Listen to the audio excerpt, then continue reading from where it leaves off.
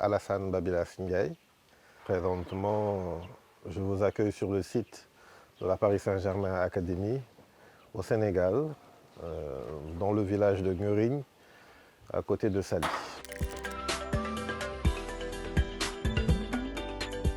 Dès le plus jeune âge, j'avais eu cette fibre parce que mon frère faisait partie d'une troupe de théâtre à l'époque qui s'appelait Roy Bar. Et il y avait à cette époque-là un festival qui s'appelait le Festival des jeunes créateurs qui se faisait. Et c'était ils étaient en incubation au centre culturel Blaise Senghor de l'époque. Et moi j'étais tout petit, je venais et un monsieur très célèbre, très fort, monsieur Lamine Ndiaye, m'avait pris sous son aile et m'apprenait à lire des récitations, mais avec panache. C'est là que j'ai commencé à avoir ce goût. Et ainsi de suite, par là, j'ai continué mon petit parcours à travers des soirées où je m'occupais d'administration plutôt, avec mon associé Feu Didier Mactar. Puis via le Festival Africa Cœur, où j'ai vraiment pu découvrir c'est quoi une grosse organisation. Et de là, je n'ai plus. J'étais déjà piqué, je ne pouvais plus arrêter. Et même après la disparition de Feu Didier Mactar, j'ai continué avec Africa Cœur jusqu'à l'arrêt du Festival Africa Cœur. Et puis naturellement, en 2010, quand le Sénégal a abrité le Festival mondial des Arts nègres, c'était le plus gros événement qu'un acteur culturel pourrait rêver de participer.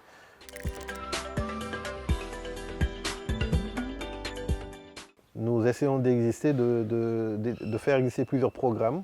Nous essayons d'installer toujours des programmes liés aux populations pour leur permettre d'avoir un espoir. Nous essayons à notre niveau de trouver des programmes. Nous essayons de transformer ce que nous banalisons, ce que nous avons l'habitude, la nature, tout ce qui nous entoure, on le banalise. Et donc nous essayons à notre niveau de le transformer dans une valeur artistique qui peut se monnayer aujourd'hui via tous ces réseaux de diffusion qui existent avec l'Internet, tout ça. On arrive aujourd'hui à monétiser tout ce contenu-là.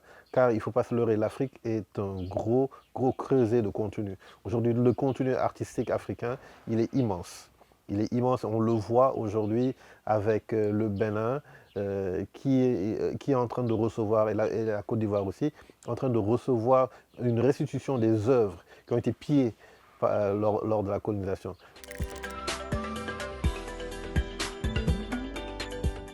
C'est arrivé de manière assez naturelle. Nous avons traversé une grande crise au Sénégal via la pandémie de la Covid-19. Et c'est tout naturellement que le secteur culturel a fortement été impacté. Moi-même, je me trouvais en Côte d'Ivoire à quelques jours du lockdown où on entendait partout, les frontières sont en train d'être fermées. Donc j'ai dû revenir au Sénégal et puis voilà, 1 an de fermeture. On était bloqué ici. Moi qui avais l'habitude d'être par Monts et Vaux, un peu partout, j'étais obligé de me concentrer sur ce pays, de me concentrer sur, sur ce qu'on a aujourd'hui entre les mains. Quoi faire? La culture, on ne pouvait plus trop avancer. Tout était bloqué, il fallait se coucher. 20h, c'est 20h. Donc on était dans une nouvelle réalité.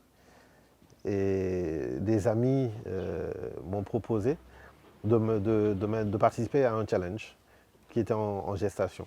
Et ce challenge, ça a été à Paris Saint-Germain Academy Sénégal, via une société qui s'appelle The ICEF, qui est basée aux États-Unis et en France. Donc voilà, c'est ce challenge dans lequel je me suis plongé et qui aujourd'hui a abouti à cet institut, cet incubateur de talents africains.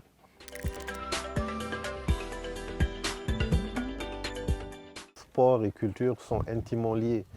Vous le voyez même sur tout ce qui est les images des footballeurs. On ne peut pas voir un footballeur sans remarquer qu'il a un casque dans ses oreilles. pas mal de ces footballeurs sont des artistes cachés quelque part. On a eu à le voir, nous avons eu à abriter ici des sessions avec des graffeurs et on a vu parmi des footballeurs certains avoir une certaine créativité et le montrer avec le pinceau. Donc je pense que surtout en Afrique, nous avons ce rapport très intime avec l'art. Donc, même quand on les voit s'exprimer sur le terrain, c'est gracieux. On voit des formes, des courbes.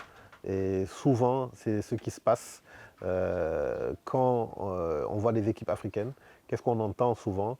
On entend des chants, des danses. On les voit même quand ils s'entraînent.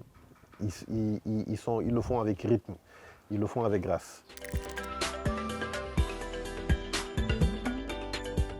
Le football sénégalais est en émergence.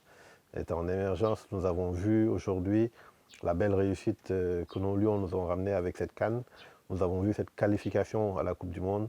Ce n'est pas arrivé dans le hasard, c'est le fruit d'un gros travail de la base, des petits clubs, gros travail aussi de l'équipe fédérale dirigée par le président de la fédération, Maître Augustin Senghor. Donc c'est ce gros travail-là qui aujourd'hui nous donne toutes ces fiertés-là. Et on voit des joueurs tels que Sadio Mané, des joueurs tels que Gana Gueye ou bien Matar Sarr. Donc ces joueurs qui aujourd'hui font la fierté du Sénégal un peu partout, ben, c'est ce qui font rêver des jeunes. Juste après la qualification à la Coupe du Monde, pas mal de journalistes sont venus dans le centre pour voir comment nous travaillons. Nous avons des voisins d'autres académies qui sont là, aussi à Sali. Et dans ces académies aussi, il y a beaucoup de jeunes qui travaillent et qui travaillent dur sur ce chaud soleil-là. Donc, c'est juste pour vous montrer que ce n'est pas arrivé comme ça fortuitement, non.